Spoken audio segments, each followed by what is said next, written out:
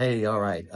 So let's see if we can keep up a pace of doing both hunts at the same time. Two videos, maybe not two videos a day, but I don't know. It's tough. I'm so fully invested in there's treasure inside, and Beyond the Map's Edge looks amazing. I really want to dig into that. So let me try to close out some threads that I had left open from yesterday, especially from yesterday online in some of the Discord chats. I was working on the Fenn box. Felt like I was making some headway. I got to a certain point, had to stop. I do feel some of the last stanzas on Fenn box are going to be more geared toward the boots on the ground thing.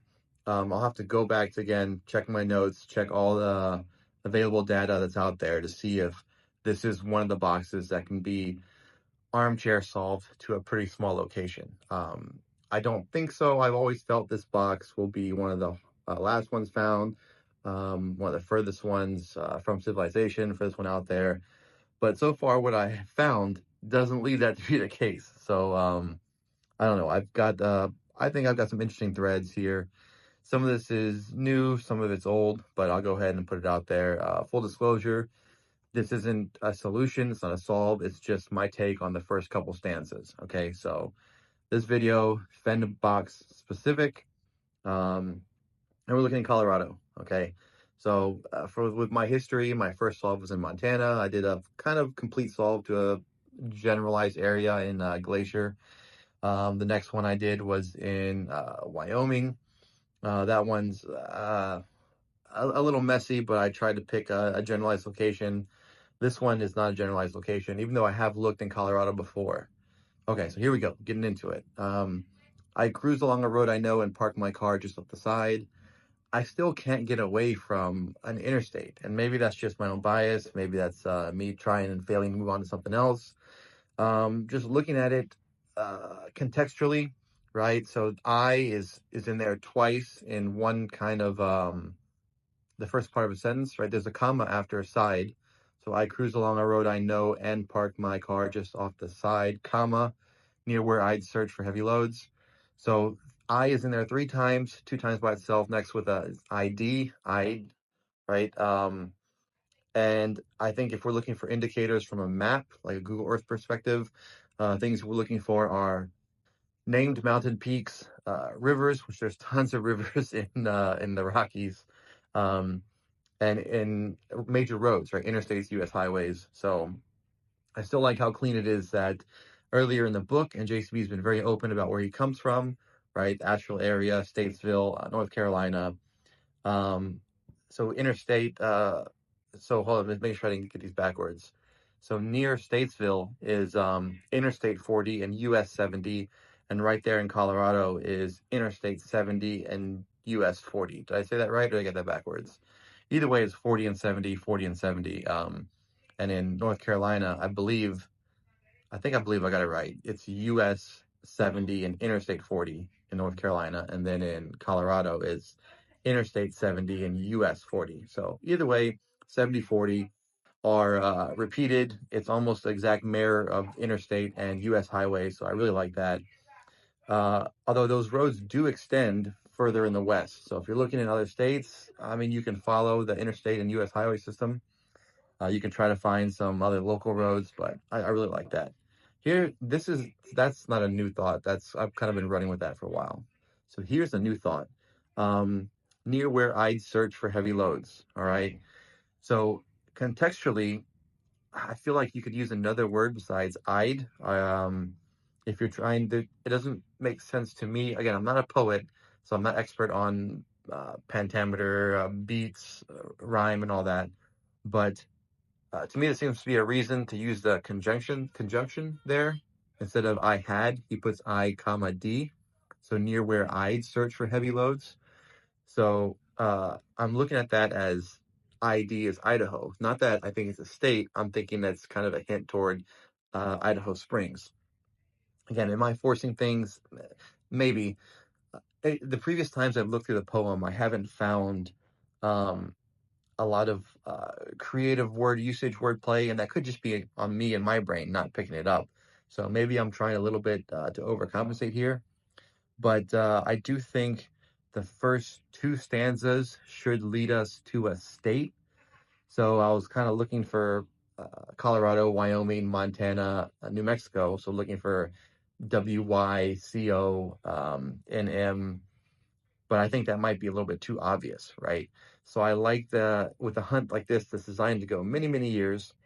I've also been spending my time researching this box, talking to other treasure hunt creators.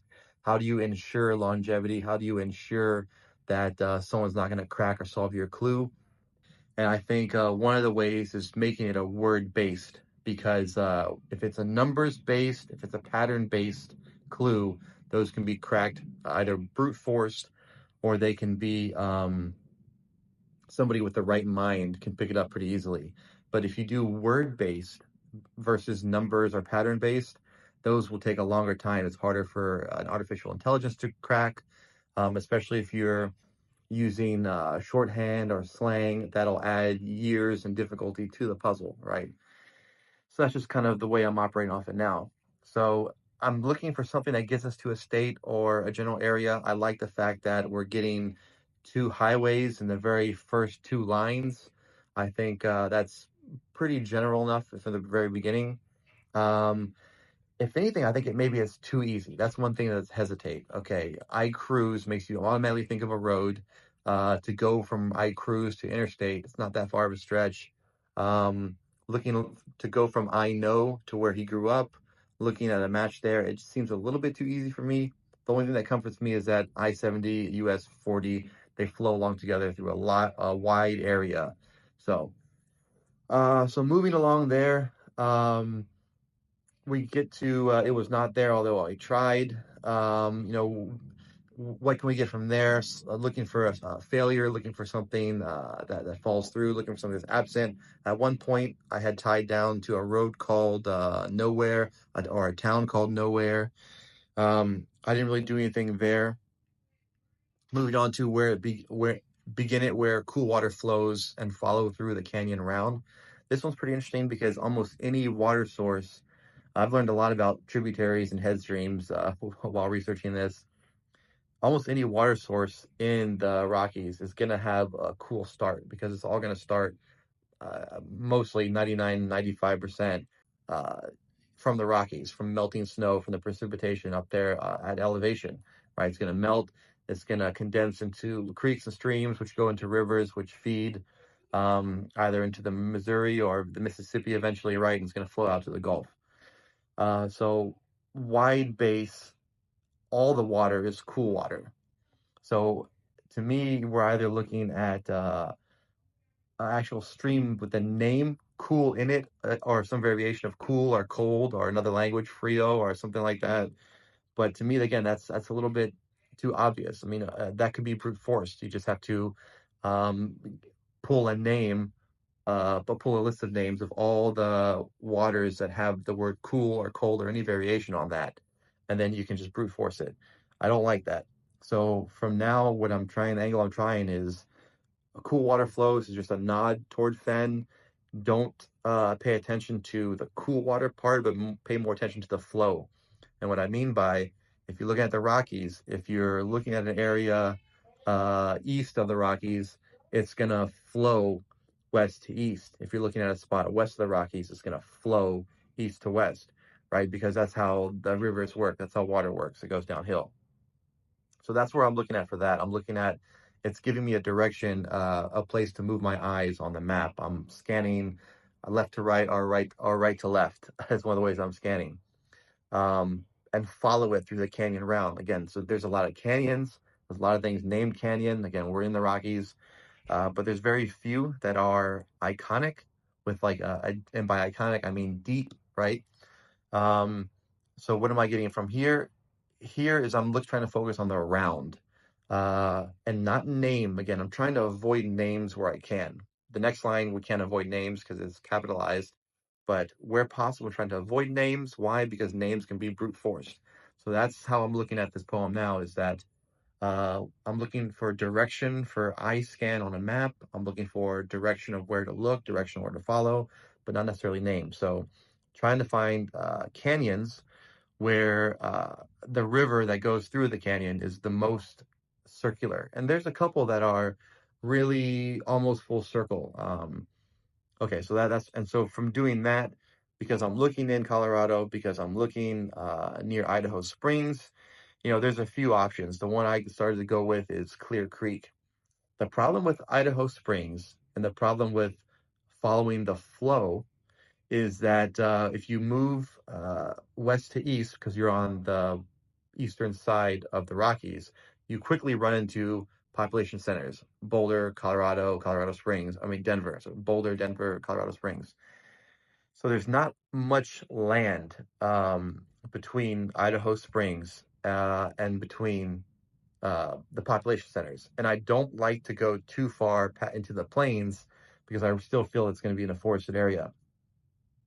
So on one side, that's good that the land is very limited, because now you can look at the land. Now you can start ruling out the parks, look at national forests, look at what's closed for elk season, right? Closed for a lot of months because of elk season over there, and start that'll really narrow down your search area. Take in the rolling highs and lows, pass by a place where once was brown. So this is what I have to really say. The whole point of this video is that a lot of people use Molly Brown for Brown, the famous Titanic survivor. Um, and nothing against Molly Brown, nothing against her fans. I just want to do something different. I know Molly Brown, or I don't know, I'll say I was been told that Molly Brown was pretty instrumental or key or popular, whatever the right word is, for the Fenn box. So that's another reason that wants me to avoid Molly Brown. And if you look at famous Browns associated with Colorado, Clara Brown is really high up there, and her resume, her past, her story is just incredible. Freed slave, one of the first African American settlers to Colorado, pioneer for women's business, really successful. Um, all records trace that show that she owned property in Denver, Idaho Springs, and Central City. It looks like, from what I can study, from what I've seen, she came to Idaho Springs first, followed the gold miners. She moved in with a caravan, set up a laundry business, eventually bought land in Central City, which is North Idaho Springs, and eventually moved to Denver at the later part of her life. Was always a champion for women, for African Americans over there. So again, I really like with JCB's uh, part one focus on history, on minorities, on African Americans, on women. I really like using Clara Brown. Although you could say that was a point against it, right? He's already focused so much on that, so pick another person. If you're gonna do people for the Rockies, for those four states, I think you have to go with Molly or Clara. No other Brown that I've seen, been able to find, lives up to their kind of fame level. It just, to me, would make a weaker solve. If there are some other famous Browns, but I think it'd be a weaker solve. Again, when he finally presents the solution, it was okay. You got to find this one farmer Brown who did this, that, and the other. Um, there are other locations with the name Brown, and that would be important because some of them were renamed. I'm not pursuing that for this one. I did pursue that for Montana. There was a famous location that was named Brown. I did not pursue that for this solve right now. And again, the last thing I want to say is it doesn't say home of Brown, right? Passed by a place where once was Brown. Someone shared with me, it was very interesting. It's hard to pin down Clara Brown's actual home because there was some big landslide or destructive natural event that kind of wiped out any trace of her actual home. So we just have a few documents that show that she owned property. But that last point is very important in that there you want to look at what natural disasters would affect this area. And so in that area between Idaho Springs and Denver, there was I guess in 2020 there was some fires, and I wouldn't want to pick an area that had been affected that much by fire. Although if you're JCB, I mean, you might say, hey, there was such a disastrous fire in 2020, so what are the odds that it'd be hit again by fire? So that would be the safest, right? So I mean, you could think that route. But that's those are my thoughts. I just wanted to get that out there because I'm getting this new hunt is sinking its teeth into me, and I'm gonna hit it pretty hard. And look for a video tonight on that. But this one is for those of us still on the treasure side. I want to continue because I have so much work with the Fenn box. I'm going to continue pushing on. I think I have a couple thoughts for the next couple stanzas, but I still think the last stanza, the last little bit, is going to have to be a boots on the ground spot. or some intelligence from boots on the ground. So that's all I got for this one. All right. Thanks, guys. Appreciate all the love and support that's been shown to the channel, to me, to my family, from you guys. It's been a really great experience. Really enjoy it, and because it's been so great, I mean, it keeps me wanting to give, keeps me wanting to share, keeps me wanting to put time and effort into these videos because it's so well received. All right, that's it, guys. Bye.